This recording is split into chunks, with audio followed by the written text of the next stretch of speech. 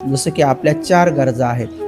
अन्न, वस्त्र, निवारा आणि दवा. तर बिना या 4 गोष्टीचं मनुष्य जीवन हे सफल होऊ शकत नाही. त्यामुळे भिक्षूसाठी लागणारं भोजन हे उपासकांनी दिल्यानंतर बौद्ध धर्माच्या प्रचार प्रसारामध्ये त्यांचं योगदान आहे असं म्हणता येईल.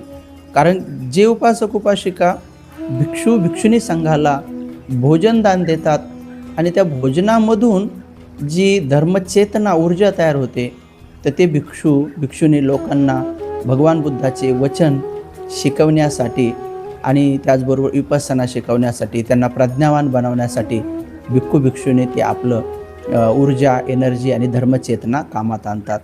त्या उपासक उपासिकांचा तो प्रचार होतो, त्यांच्यामार्फत तो प्रचार होतो.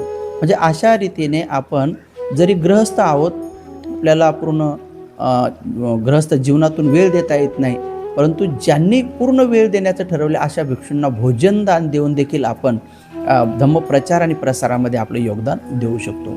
त्याचबरोबर भिक्षूसाठी लागणारे चिवर हे जे उपासक उपासिका देतात, तर साहजिकच आहे की त्या चिवराला पाहूनच उपासक उपासिकांना श्रद्धा उत्पन्न होते.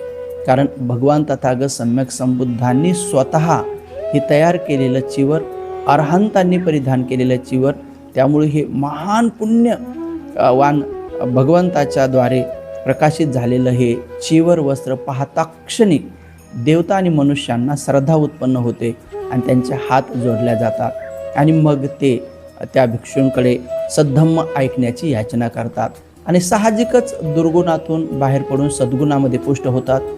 अज्ञानांधकारातून बाहेर पडून ज्ञानाच्या विज्ञानाच्या प्रकाशाच्या दिशेने जातात. दुर्गतीकडून ते सुगतीकडे जातात. मुक्तिपथावर आरूढ होण्यासाठी ते निश्चित स्वरूपामध्ये संघाला दान देऊन, शील त्या पालन करून, ध्यान करून, प्रज्ञावान बनून ते आपलं जीवन सुखमय बनवतात.